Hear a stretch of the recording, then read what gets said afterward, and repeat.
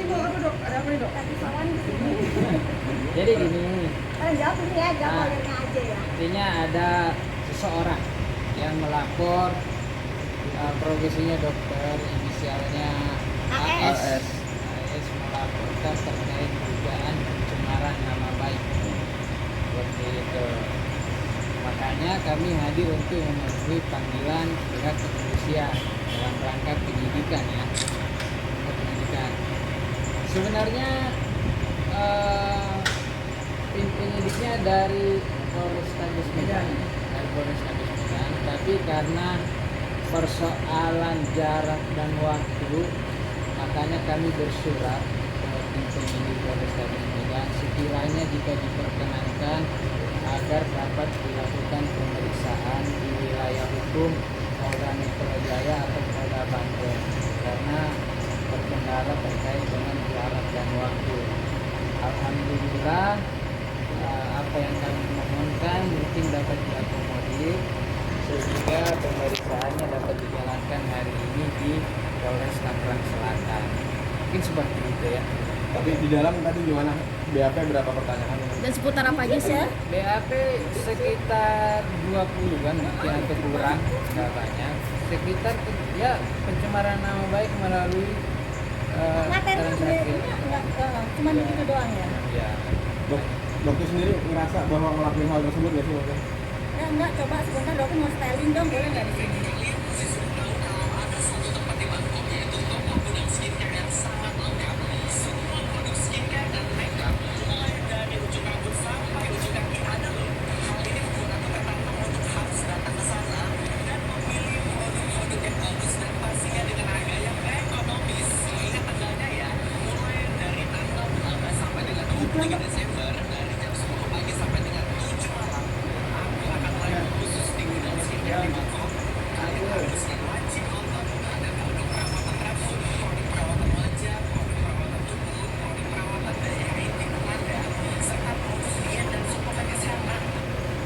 Oke ya, kalian denger ya, di sini ada kata-kata dari Bangkok ya, just tip Bangkok, denger semua ya. Jadi saksinya para teman-teman wartawan ya. Ini salah satu ya. Ada materinya di situ ya.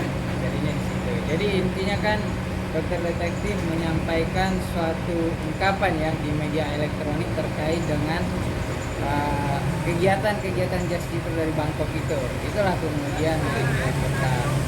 Oke Pak, pertanyaan gini, untuk menjadi seorang justiper, apakah tidak boleh profesional? Atau begini, syaratnya apa sih menjadi justiper? Gitu loh. Ini kan produk kosmetik ya. Ya. Produk kosmetik kemudian dimasukkan ke dalam wilayah hukum negara Republik Indonesia. Itu ada prosedurnya, ada ketentuannya. Salah satu ketentuan yang paling dasar adalah setiap produk kosmetik yang beredar di wilayah hukum Republik Indonesia itu harus memiliki izin edar. Kalau datangkan dari Bangkok, apakah punya izin edar dari BPOM RI?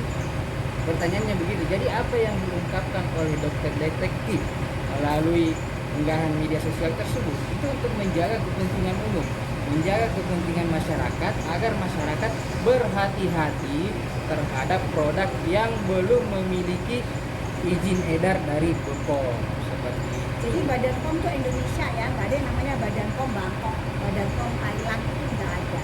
Ya, dan berarti tidak ada hubungannya dengan bea cukai di situ ya, karena kan kemarin kalau dibicarakan dari dokter A sendiri bilang, saya kan juga tahu paham SOP-nya segala macam. dia paham gitu. Nah kalau memang paham, kenapa kok didapatkan akun dari TikToknya dia tertulis akun TikToknya atas nama siapa di sini? Kelihatan nggak guys? Dibaca nggak? Dokter Andreas mungkin.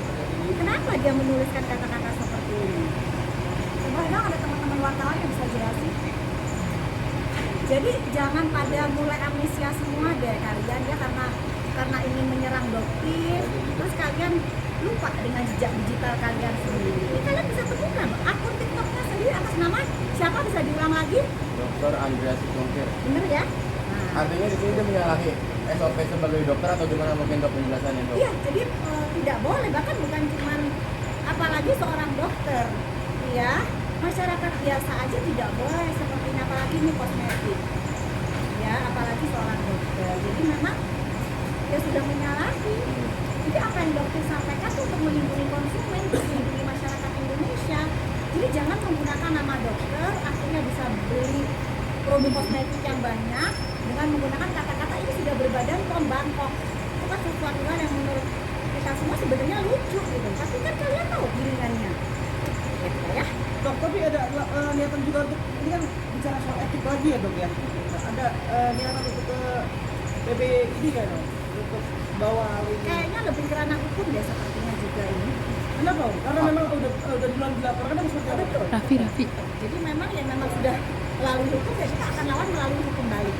Tuh, jadi hati-hati aja buat kalian karena jejak digital itu kan kelihatan banget bisa diulang kembali gitu ya. Apa yang Dovi sampaikan itu adalah fakta, punya data semua ini salah satu loh jejak digital yang Dovi keluarkan tadi 2. Belum lagi berapa banyak lagi jejak digitalnya. Jadi yuk jangan pada amnesia semua deh gitu ya.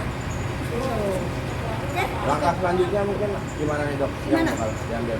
Langkah selanjutnya tentunya kita ikuti perkembangan penyidikan ya. Kalau Lu pihak tahu nama kepolisian lawyernya nggak? ingin apa istilahnya butuh keterangan tambahan kita akan kooperatif. Kita akan menghadiri jika masih dibutuhkan. Intinya terus satu lagi kami ingin menyampaikan terima kasih yang setinggi-tingginya dan salam hormat kepada tim penyidik dari Polrestabes Medan karena berkenan ibaratnya mengabulkan permohonan kami agar pemeriksaannya dilaksanakan di sini. Oh ya, terkait dengan masalah pemeriksaan, jadi kemarin sempat dikasih info, Doktif saat tanggal 20 Januari dipanggil, pemanggilan ke Doktif, Doktif kan sempat bikin video itu 21 ya, besokannya di TikTok. Itu udah melayangkan surat dulu belum Pak? Setelah saya lupa tanggal berapa kami peroleh surat panggilannya, tapi setelah kami peroleh, kami langsung bersurat Langsung ya, Pak? untuk minta penundaan dan penjadwalan ulang terkait waktu dan tempatnya. Itu ada secara resmi kami sampaikan. Bahkan kemarin juga ada dokter yang sebagai saksi dipanggil, misalnya Z, itu beliau pun sudah sering mengirimkan surat, gitu ya. Gitu. Itu semua sudah kok kita sangat kooperatif sekali. Jadi jangan lagi penggiringan opini itu melelahkan kasihan masyarakat kan yang jadi bingung sebenarnya. Dokter, gitu. Ini sebulan ini harus warawiri ke pihak kepolisian. Gimana sih dok dari awalnya edukasi, terus sekarang harus dapat laporan sana sini. Gimana nih dok Prosesnya, dok, ya? menanggapinya dok? Jadi sih sebenarnya kita kan matiin dulu ya. Ganti dok. Jadi sebenarnya sih kalau dokter sudah tahu resikonya, sudah tahu. Jadi yang memang sudah siap dihadapi. Kan dokter bilang pada saat dokter membongkar ini semua, itu resikonya salah satunya ada berhadapan dengan COVID. Tetapi selama yang dokter sampaikan adalah fakta dan bukti-buktinya juga dokter pegang, ya kenapa kita harus takut? Kenapa dokter harus takut? Ini aja yang dokter sampaikan. Jadi ya buat dokter sih enjoy aja gitu saya. Mau tidak mau kan waktu harus tersita.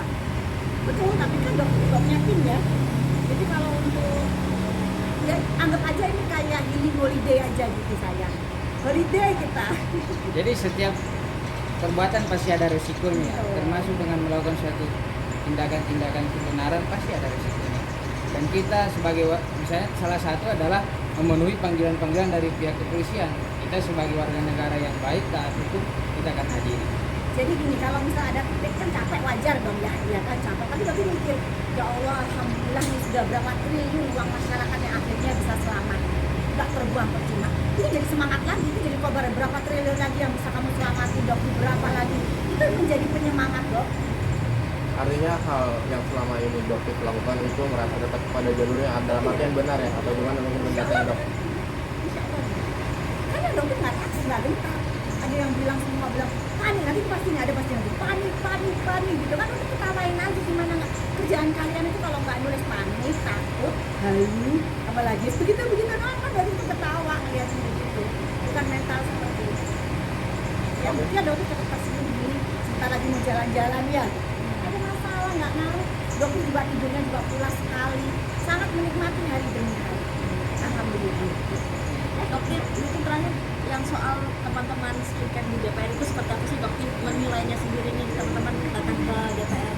Jadi dokter sih menyarankan ya untuk teman-teman yang di DPR juga sebaiknya jangan dari pihak ownernya doang. Harusnya kan dari pihak korban juga dihadirkan, dari dokter juga iya.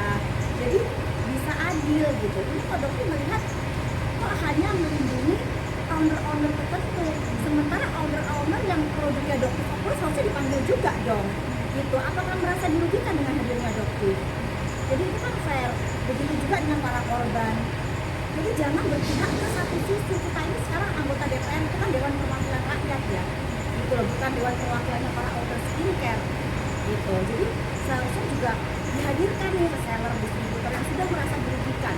Dan ini kerugian masyarakat pun bukan cuma jutaan, bahkan bisa terhitung triliunan karena bertahun-tahun.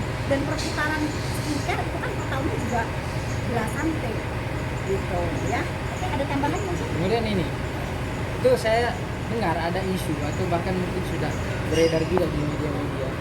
Ada mungkin dari lembaga swadaya masyarakat tentang perlindungan konsumen gitu ya, yang berbicara sekarang bahwa saya dari tahun lalu mengajukan permohonan hearing ke DPR. Kok saya belum diundang? Tiba-tiba mereka ini dapat undangan. Ada apa sebenarnya ya? Sudah 2 bulan ya. Pak Gatot namanya yang dari Surabaya ya, Pak Gatot itu luar biasa, beliau mengeluarkan uang dari dananya sendiri ya untuk melaporkan ke BPKN, dan ternyata sampai sekarang pun belum dipanggil gitu. Tetapi beliau yang hanya mereka yang hanya sekian hari kok tiba-tiba langsung masuk, ada apa nih, baru serahkan ke masyarakat. Ada pesan mungkin buat anggota DPR yang artinya mereka sudah memanggil beberapa owner ya dok? Insya Allah nanti dokter juga itu dipanggil.